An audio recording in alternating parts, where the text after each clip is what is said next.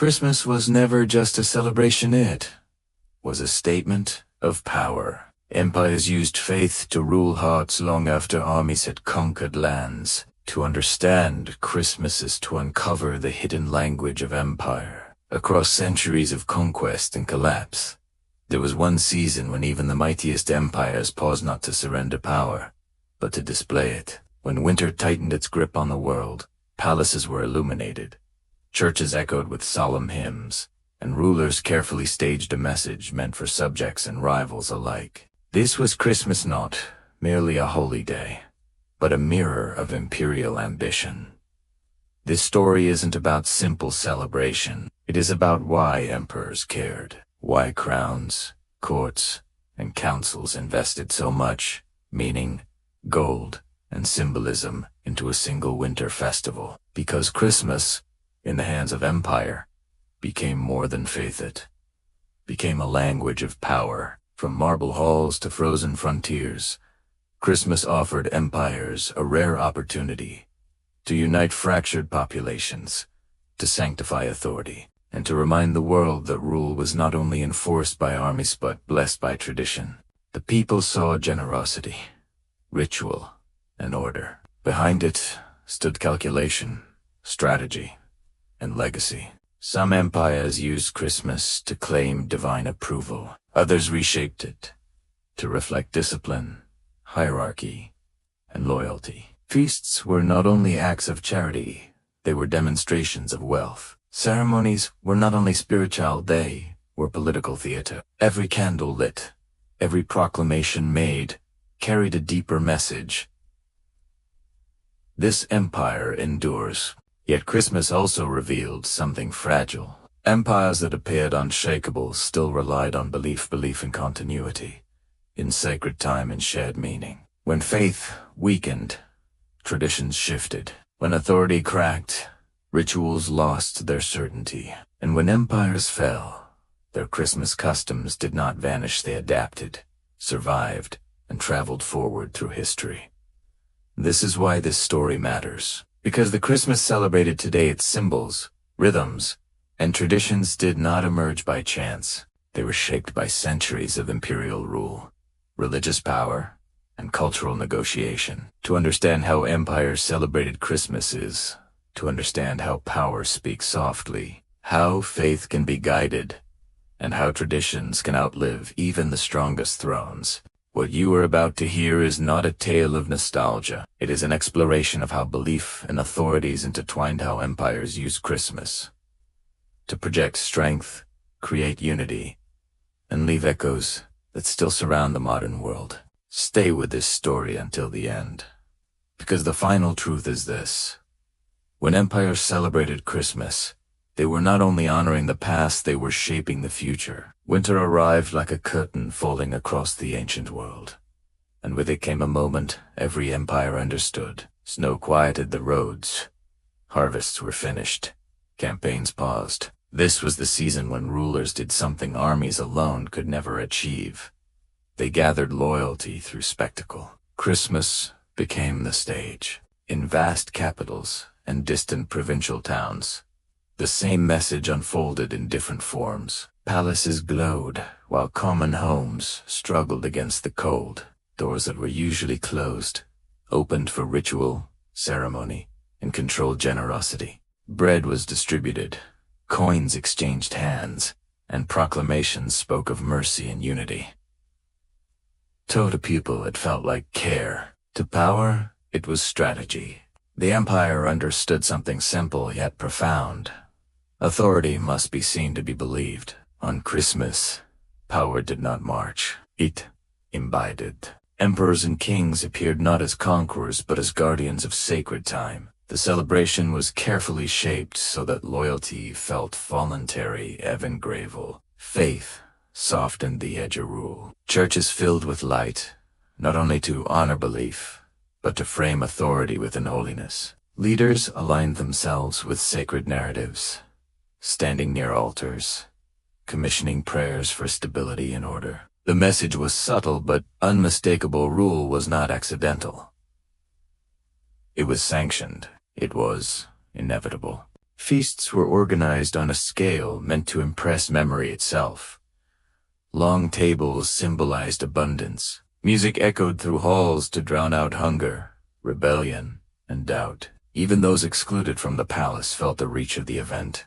The empire wanted every subject to feel part of something vast, ancient, and unbreakable. Yet behind the hymns and candles, every detail was calculated. Which gifts were given? Who received them? Where the ruler appeared?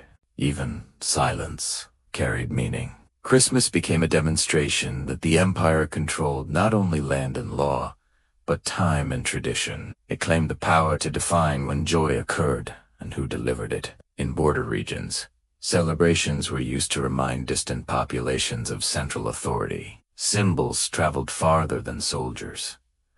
A shared festival created familiarity. Familiarity bred obedience. Empires understood that resistance weakens when people believe they belong. What appeared as generosity was also hierarchy on display.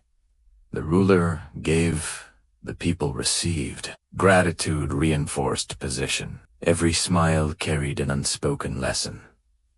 Survival flowed downward from the throne, and in that winter stillness, when fires burned low and the future felt uncertain, Christmas offered reassurance. Not freedom, but stability. Not equality, but order. The empire presented itself as eternal, capable of mastering chaos, capable of surviving even the darkest season. Through celebration, power learned to whisper instead of shouts. Through faith, it learned to endure. Through Christmas, empires transformed belief into obedience wrapped in light, ritual, and the promise that as long as the celebration continued, so would the empire itself. That promise rested on something far older than crowns or borders. It rested on belief. Once power learned to whisper through celebration, it learned an even deeper skill how to shape faith itself without ever appearing to touch it. Christmas had begun as a sacred moment, rooted in devotion and remembrance. But as empires expanded, belief could no longer remain untouched by authority. Faith reached too many hearts to be ignored. It became something to be guided, framed, and quietly disciplined. Rulers did not rewrite belief outright. They surrounded it, interpreted it, and slowly taught people how to experience it. Ceremony was the first tool. Processions followed carefully chosen routes, passing through symbols of rule and permanence. Sacred words were spoken beneath imperial architecture. The setting itself taught a lesson. The divine and the state stood together. Worship did not challenge power. It reflected it. Clergy were elevated, not only as spiritual leaders, but as stabilizers of order. Sermons during Christmas carried messages of obedience, patience, and harmony. Peace on earth was praised, but always alongside loyalty at home. Faith became a bridge between conscience and command, making authority feel moral rather than imposed. Time itself was reorganized around belief. The calendar reinforced control, marking sacred days that aligned populations into a shared rhythm. When people paused together, fasted together, and celebrated together, they became easier to govern together. Christmas unified distant regions under the same sacred moment, binding strangers through synchronized devotion. Even architecture played its role. Grand cathedrals rose beside palaces, their height reminding worshippers that heaven and empire shared the skyline. Light filtered through stained glass, telling stories that blended sacrifice with submission, destiny with order. These spaces taught silently, shaping emotion long before reason intervened. Faith was also used to soften inequality. While empires thrived on hierarchy, Christmas sermons spoke of humility and charity. The powerful were encouraged to give, the powerless encouraged to accept. This exchange was presented as a sacred balance, discouraging resentment while reinforcing structure. Inequality was no longer merely political. It was framed as part of a divine pattern. This careful blending of faith and authority created a powerful illusion that the empire was not just a political reality, but a spiritual necessity. To question the state was to question the sacred. In moments of crisis, faith became an anchor. Think of it. Wars, famines, rebellions, each one threatened the very idea that life was stable.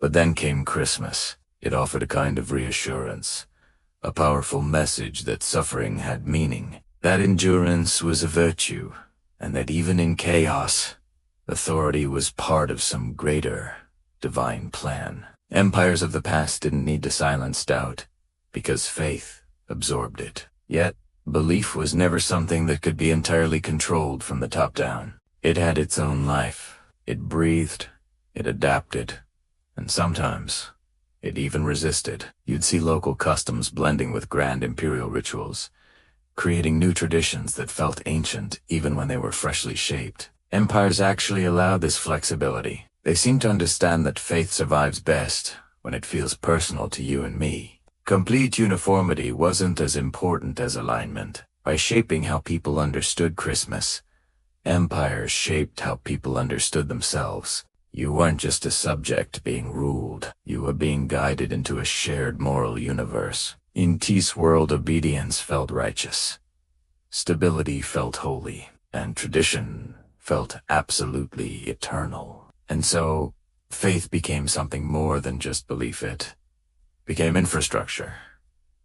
Invisible, yet completely essential. It carried the influence of power into homes, into hearts, and into generations that were yet to be born. Through Christmas, empires learned a profound lesson.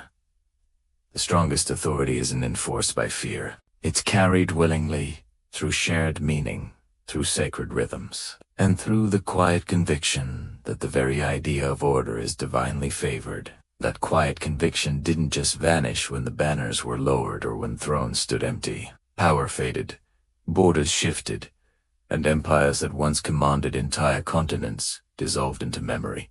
But the traditions they had so carefully shaped, they didn't fall with them. They moved forward, carried not by armies or official decrees, but by habit, by memory, and by rituals passed down from one family to the next. When imperial authority weakened, Christmas didn't retreat. It adapted. What had once been carefully orchestrated by courts and clergy now passed into homes, into marketplaces, and into small villages. The symbols remained the same: delight in the darkness, the shared meals, the sacred times set apart from the everyday, but their meanings softened. They became familiar rather than commanding. Still, beneath that familiarity, the echoes of empire remained. The simple act of gathering survived. Long after the palaces were empty, families continued to assemble just as empires once gathered their subjects. The very structure of the celebration endured. The preparation, the anticipation, the arrival, the sense of renewal. These rhythms weren't accidental. They were shaped centuries earlier to create a sense of unity, and that unity proved far too valuable to just abandon. Gift-giving also transformed, but you can still see its roots. It was once a clear demonstration of hierarchy gifts, flowing from the powerful down to the less powerful. Over time, it became a ritual of connection between equals. The direction of power changed, but the expectation of exchange remained. Even generosity, stripped of its political intent, followed patterns originally designed to reinforce bonds and obligations. Empires had taught societies how to express cohesion, and those lessons were remembered. Public celebration also survived the collapse of empires. The markets, the festivals, the communal gatherings, they all continued to mark the season. Even though there was no ruler presiding over the festivities, that collective pause remained. Work slowed down. Attention shifted. Time itself still seemed to bend around Christmas, just as it had when authority first claimed it. The empire was gone, but its calendar lived on.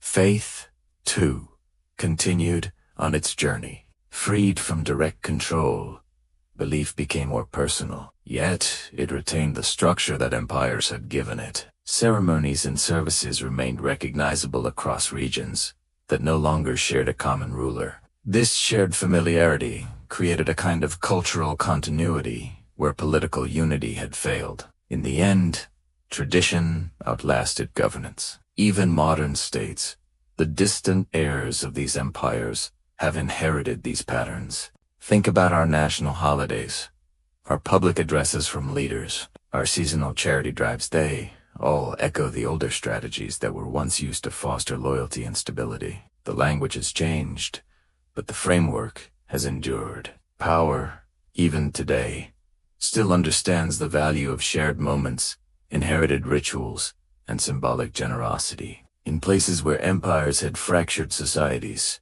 Christmas often became a rare and precious common ground. It bridged differences of class, belief, and memory. What began as an imperial tool slowly evolved into a cultural anchor. People no longer remembered why certain customs existed. They only knew that they felt necessary, comforting, and expected. The survival of these traditions reveals a deeper truth about power. Authority can command, but it's culture that remembers. Empires can enforce obedience for a time, but only tradition can sustain meaning across generations. Christmas carried fragments of empire forward, not as a form of domination, but as memory woven into the fabric of daily life. We continued to place light against darkness because it had once represented reassurance against the unknown. We continued to have feasts to mark abundance because scarcity had once been a very real threat. We continued to sing songs together because the collective voice had once replaced uncertainty with a powerful sense of belonging. These weren't empty gestures. They were inherited responses to fear, shaped in imperial times and preserved in human habit. Through centuries of change, Christmas became a vessel, holding layers of belief, authority, resistance, and adaptation. Each generation added something new, while unknowingly preserving something old. What appeared to be timeless was, in truth, carefully shaped by the hands of history. And so, even in a world that no longer bows to emperors, the season still carries their imprint. It's not in crowns or decrees, but in the rhythms, the rituals, and the expectations we all share. The empires are gone, yet their traditions continue to move quietly through time, shaping how our societies pause, gather, believe, and remember. Across the centuries, the story becomes clear. Christmas was never shaped by faith alone, nor by power alone, but by their constant, fascinating negotiation. Empires used the season to display their authority, to guide belief, and to create traditions strong enough to survive their own decline. What began as a sacred moment became a political language, and what was once controlled from thrones slowly passed into the hands of ordinary people like us. Us imperios, Rosy Christmas, gave them a sense of unity. As empires ruled, it gave them legitimacy. And as empires fell, it carried their influence forward, transformed but never erased. The celebration outlived the power that shaped it because it answered a need that was deeper than any ruler. Human need for meaning, for connection, and for hope during the darkest time of the year. Today, the candles, the gatherings, and the rituals feel personal. Abentimelas. Yet understanding this hidden history doesn't diminish the season. It deepens Italiano. It reveals how history lingers quietly in our traditions, how power leaves its traces long after it disappears, and how faith, once shaped by empire, learned to belong to the people. Christmas stands as powerful proof that empires may control land and armies, but it's traditions that control memory. And memory, once it's rooted in a shared ritual, becomes the most enduring legacy of all. Thanks for watching. If you found this interesting, consider subscribing for more stories hidden in our history.